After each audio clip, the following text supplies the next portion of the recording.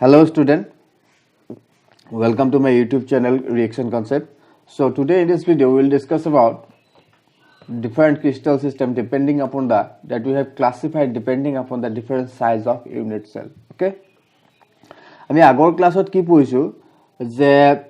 different type of unit cellৰ কথা পঢ়িছো হয় এতিয়া unit cell বিলাক তাৰ পজিশনৰ ওপৰত ডিপেন্ড কৰি পেলাই আমি সেপাৰেট কৰিছিলো এতিয়া আমি unit cellৰ সাইজৰ ওপৰত শেপৰ ওপৰত ডিপেন্ড কৰি পেলাই বিভিন্ন ধৰণৰ কি কৰিম crystal systemৰ কথা আলোচনা কৰিম so we'll discuss about different types of crystal system ঠিক আছে এটা so different type of crystal system বুলি যে কৈছো এইবিলাক ক্রিস্টাল সিস্টেম কিহৰ ওপৰত ডিপেন্ড কৰি ডিভাইড কৰিছে সোৱা আমি জেনাৰেলি কি পঢ়িছিলো যে আমি কিউবিক ক্ৰিস্টাল এটাৰ কথা পঢ়িছিলো হয় দে যে সিস্টেম এটাৰ ইউনিট সেলটো যদি কি হয় কিউবিক টাইপৰ হয় তাৰ ৰিপিটেড ইউনিট স্মলেষ্ট ৰিপিটেড ইউনিটটো যদি কিউবিক টাইপৰ হয় সেই সিস্টেমটোক আমি কি বুলি কম কিউবিক ক্ৰিস্টাল সিস্টেম বুলি কম ঠিক হেদৰে ইউনিট সেলৰ শেপ কি হ'ব পাৰে ডিফাৰেন্ট হ'ব পাৰে সাপোজ ইউনিট সেলৰ শেপটো তোমাৰ সাপোজ এনেকুৱা ধৰণৰ হল যে টেট্ৰাগোনাল বা অৰ্থৰম্বিক হল টেট্ৰাগোনাল বুলি ক'লে কি হ'ব কিউবিকৰ গুটেই কেটা সাইড তোমাৰ সমান হৈ থাকিব আনহাতে টেট্ৰাগোনালৰ তোমাৰ কি হ'ব ই আয়তাকাৰ টাইপৰ হ'ব ৰেক্টেঙ্গুলাৰ টাইপৰ এনেকুৱা ধৰণৰ আমি কি বুলি কম টেট্ৰাগোনাল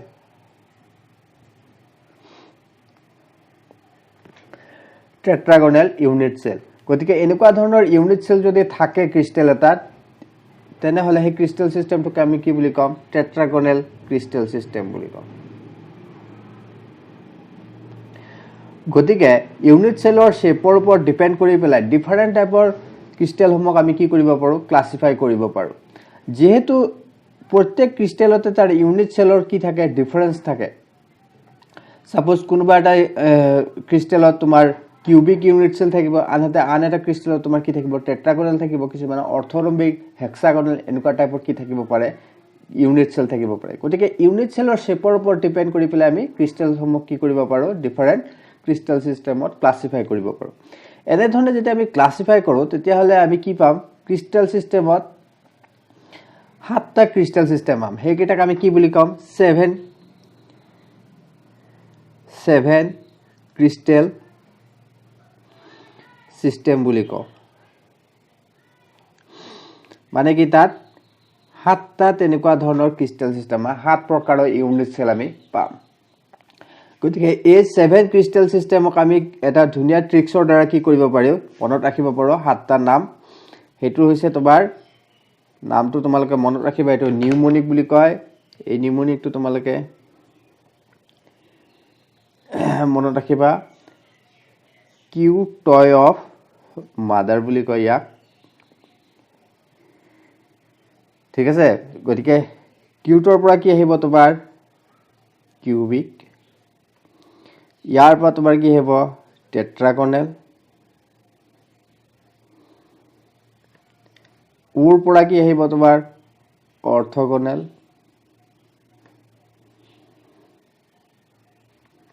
এমৰ পৰা মনোক্লিনিক টিৰ পৰা ট্ৰাইক্লিনিক এইচ ইৰ পৰা কি আহিব তোমাৰ এই দুটাৰ পৰা হেক্সাগোনাল আৰু আৰৰ পৰা ৰম্ব এই আৰৰ পৰা তোমাৰ কি আহিব rhombohedral এইকেটা কি হৈছে 7 crystal system বা 7 type of 7 shape of unit cell in a crystal system in any crystal system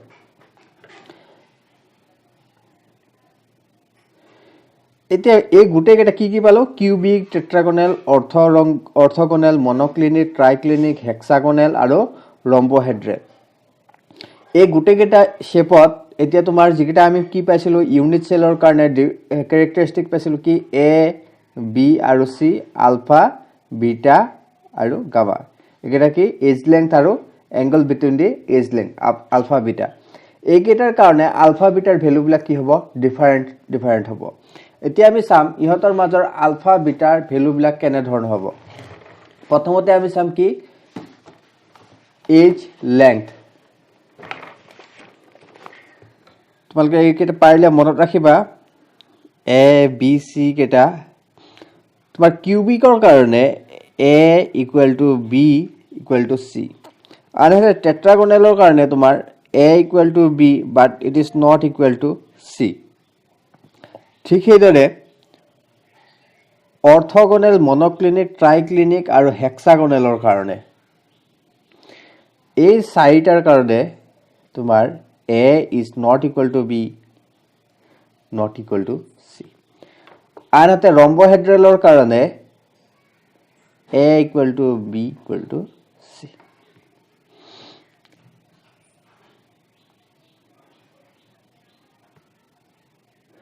সৰি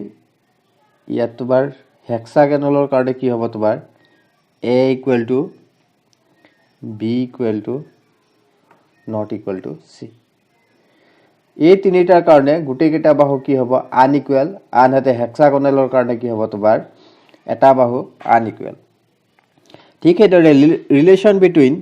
ULFA beta and gamma the angles between the edges কেইটা চাওঁ আমি ইয়াৰ কাৰণে প্ৰথম তিনিটা তুমি যি পাবা সেইকেইটা কি পাবা alpha equal to beta equal to gamma equal to 90 degree এই গোটেইকেইটা এংগুলৰ ভ্যালু কিমান 90 ডিগ্ৰী ঠিক সেইদৰে তুমি টেট্ৰাগনেলৰ কাৰণেও alpha beta equal to gamma equal to 90 degree পাবা ঠিক সেইদৰে অৰ্থগনেলৰ কাৰণে তুমি কি পাবা alpha equal to beta equal to gamma equal to 90 degree কিন্তু তুমি মনোক্লিনিকৰ কাৰণে alpha equal to beta equal to 90 degree angle পাবা কিন্তু গামাটো তোমাৰ কি নহব 90 ডিগ্ৰী এংগলৰ সমান নহয় ঠিক সেইদৰে ট্ৰাইক্লিনিকত কিন্তু তোমাৰ গোটেইটা এংগুলে unequal alpha equal to beta equal to gamma this is not equal to 90 degree ঠিক সেইদৰে হেক্সাগনেলৰ কাৰণে alpha equal to beta equal to 90 degree আনহাতে গামা এংগলটো তোমাৰ 120 ডিগ্ৰী আৰু alpha beta equal to gamma this is not equal to 90 degree একেটা কি এংগুল কেইটাৰ মাজত ৰিলেশনশিপ এতিয়া চোৱা ইয়াৰে ভিতৰত তোমাৰ যেটো কিউবিক ক্ৰিষ্টেল আছে এই cubic ক্ৰিষ্টেলটো most symmetric cubic crystal কাৰণ ইয়াৰ বাহু কেটা কি বাহু আৰু এংগল কেটা এজ লেংথ আৰু angle between the edge length are equal তাৰ উপৰি তুমি চোৱা এই ট্ৰাইক্লিনিকত চোৱা ট্ৰাইক্লিনিকটো তোমাৰ লিষ্ট সিমেট্ৰিক হ'ব এইটো কথা মনত ৰাখিবা কাৰণ এইটো কেতিয়াবা কোৱেশ্চন সোধে এক নম্বৰীয়া কোৱেশ্চন সোধে ঠিক আছে তোমালে কিছুমান ট্ৰিক বনাই এইবিলাক মনত ৰাখিব পাৰা 7 ক্ৰিষ্টেল সিস্টেম কি পালো আমি যে কিউবিক টেট্ৰাগনেল অৰ্থগনেল মনোক্লিনিক ট্ৰাইক্লিনিক হেক্সাগনেল আৰু ৰম্বহেড্ৰন এটা কিউবিক ক্ৰিষ্টেল সিস্টেমৰ কি প্ৰকাৰৰ তোমাৰ কি হ'ব পাৰে কিতাপত দিয়া আছে কি প্ৰকাৰৰ ভেৰিয়েচন তুমি পাব পাৰা চোৱা ইফালে চোৱা কিতাপখন সৰি এতিয়া চোৱা কিউবিক ক্ৰিষ্টেল সিস্টেমত এই কিউবিক দি আছে নহয় আমি কি পাম ইয়াতে কিউবিক ইউনিট সিস্টেম পাম হয় এই কিউবিক ইউনিট সিস্টেমক যিকোনো ইউনিট সেল এটাৰ তাৰ কনস্টিটুয়েন্ট পাৰ্টিকুলাৰ পজিশনৰ ওপৰত ডিপেন্ড কৰি পেলাই আমি কি কৰিব পাৰো আকৌ ভাগ কৰিব পাৰো কি প্ৰিমিটিভ আৰু বডি সেন্টাৰ্ড ফেস সেন্টাৰ্ড এন্ড সেন্টাৰ্ড এনেকুৱা ধৰণৰ ভাগ কৰিব পাৰো হয় গতিকে তেনে ধৰণে যদি ভাগ কৰো কিউবিক ক্ৰিষ্টেল সিস্টেম লাগ কি পাম তিনিটা আমি বেলেগ ধৰণৰ কি পাম ইউনিট সেল পাম হয় তিনিটা পসিবল ভেৰিয়েচন পাম ঠিক সেইদৰে টেট্ৰাগনেল ক্ষেত্ৰত আমি কি এটা পাম দুটা পাম and অৰ্থৰম্বিকৰ ক্ষেত্ৰত আমি চাৰিটা পাম হেক্সাগনেলৰ ক্ষেত্ৰত এটা পাম ৰম্বহেড্ৰল বা ট্ৰাইগনেলৰ ক্ষেত্ৰত আমি কি পাম এটা পাম হয় কেইটা টোটাল কিমান হল 3 5 9 10 and 11 ৰাইট আৰু ইয়াতে আমি কি পাম মনোক্লিনিকৰ কাৰণে দুটা আৰু ইয়াৰ কাৰণে এটা টোটাল কিমান পালো 14 হয় 14টা ক্ৰিষ্টেল সিস্টেম পালো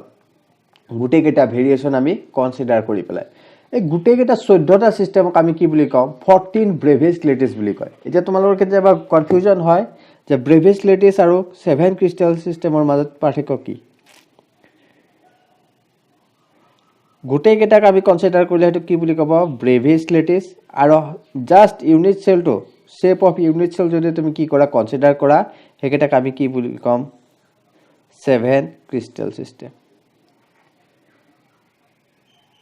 ঠিক আছে এতিয়া আমি কি আলোচনা কৰিম যে আমি জাস্ট ইয়াতে তোমালোকৰ কোৰ্সৰ ভিতৰত আছে জাস্ট কি তোমালোকৰ এই কিউবিক ক্ৰিষ্টেল সিস্টেমৰ কথা হে আছে ওকে এতিয়া আমি কি আলোচনা কৰিম কিউবিক ক্ৰিষ্টেল সিস্টেমৰ কথা আলোচনা কিউবিক ক্ৰিষ্টেল সিস্টেমৰ ইউনিট সেলটো তোমাৰ কি হ'ব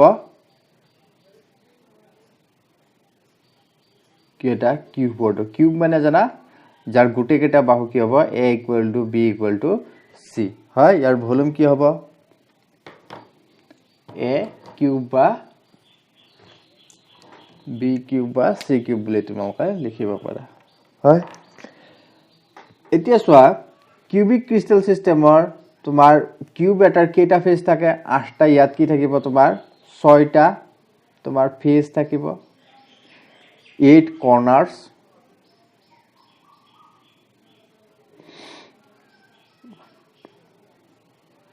12টা তোমাৰ কি থাকিব এজেস থাকিব এইখিনি কথা তোমালোকে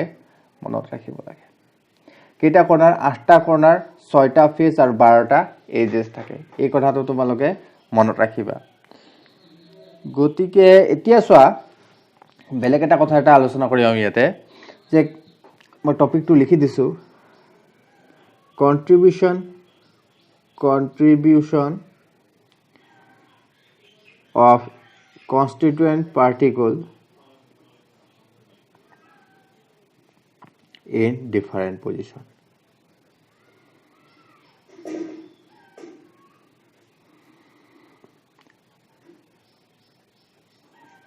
per unit cell the unit cell to tomar different position ki thakiba constituent particle thakiba pare jodi corner thake ba phase ot thake যদি এটা ইউনিট সেলৰ কৰ্নাৰ এটা তোমাৰ এটা কনস্টিটিউয়েন্ট পাৰ্টিকল থাকে হে কনস্টিটিউয়েন্ট পাৰ্টিকলতে হে ইউনিট সেলৰ প্ৰতি কিমান কন্ট্ৰিবিউট কৰিব কনস্টিটিউয়েন্ট পাৰ্টিকল হে কথাটো আমি কি কৰিম এটা ক্যালকুলেট কৰিম ফাৰ্স্ট কনসিডাৰ কৰো হে কৰ্নাৰত যদি থাকে যদি কৰ্নাৰত থাকে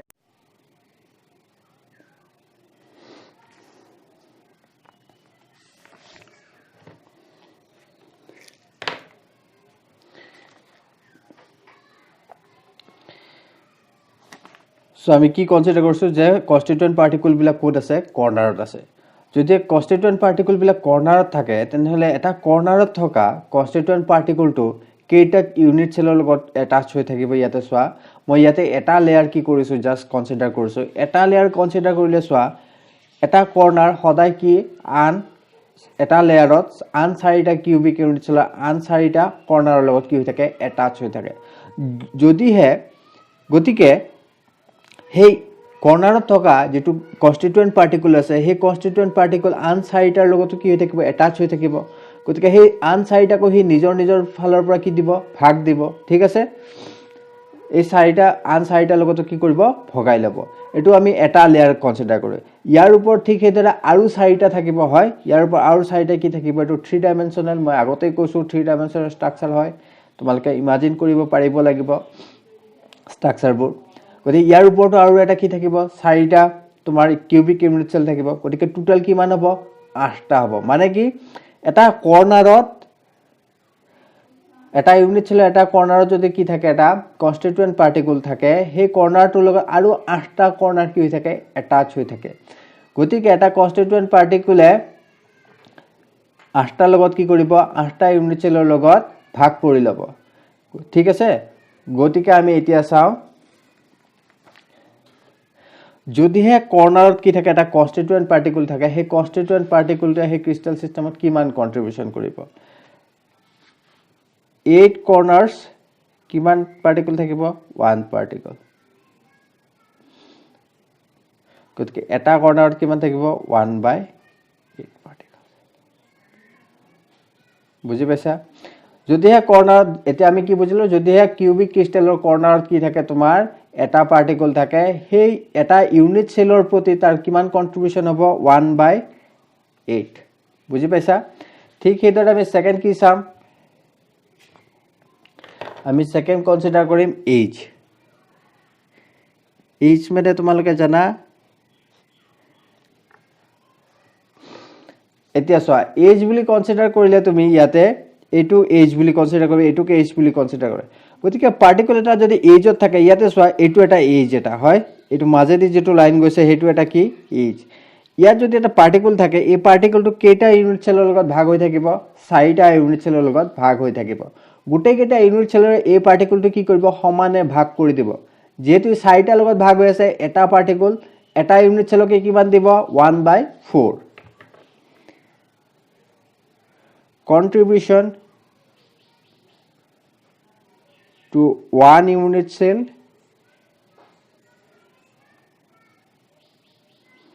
1/4 থার্ড তো আমি কি চাম যদি ফেসত থাকে যিকোনো এটা ফেসত যদি থাকে তেতিয়া হলে কি হ'ব ইয়াতে যিকোনো ফেস এটা কনসিডাৰ কৰা তুমি এটো ফেসত কনসিডাৰ ইয়াৰ ওপৰত আৰু এটা ফেস থাকিব হয় দুটা ফেস সদায় কি কিউবিক ক্ৰিস্টাল সদায় দুটা ফেস তোমাৰ কি হৈ থাকিব লগ লাগি থাকিব তুমি যদি এটো ফেস কনসিডাৰ কৰা ইয়াৰে এটো ইউনিট সেলৰ এটা ফেজ এটা আছে এটো ইউনিট সেলৰ এটা ফেজ এটা আছে গতে দুটা ইউনিট সেলৰ লগত ফেজত কি হৈ থাকিব ভাগ হৈ থাকিব গতিকে এটা ইউনিট সেলত কিমান হ'ব contribution to 1 unit cell 1/2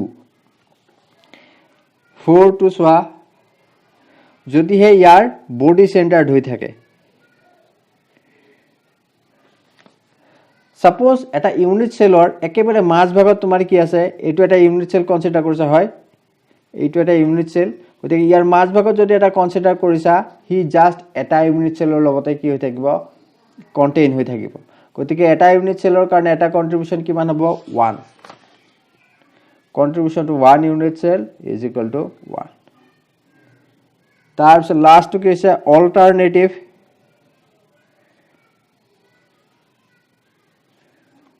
phases ইয়াতে কিমান হ'ব তোমাৰ 1/2 মই অল্টাৰনেটিভ ফেজৰ কথাটো বুজাই দিছো তোমাক চোৱা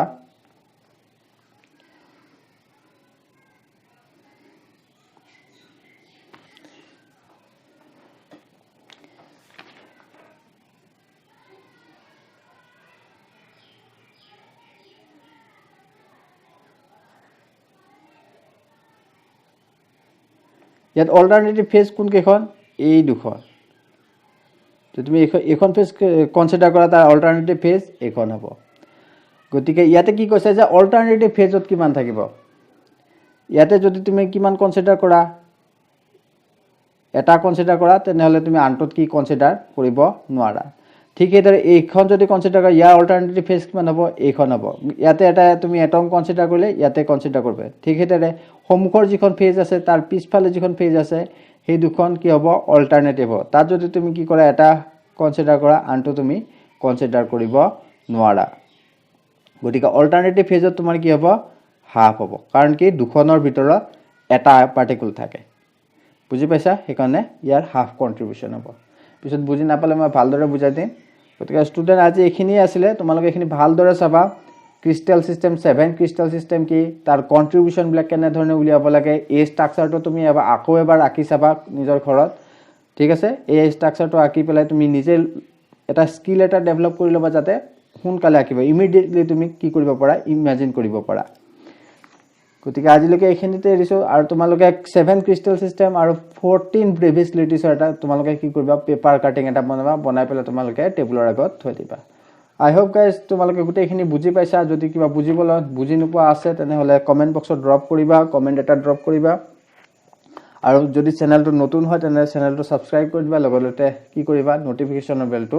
দবাই দিবা ঠিক আছে see you in the next class thank you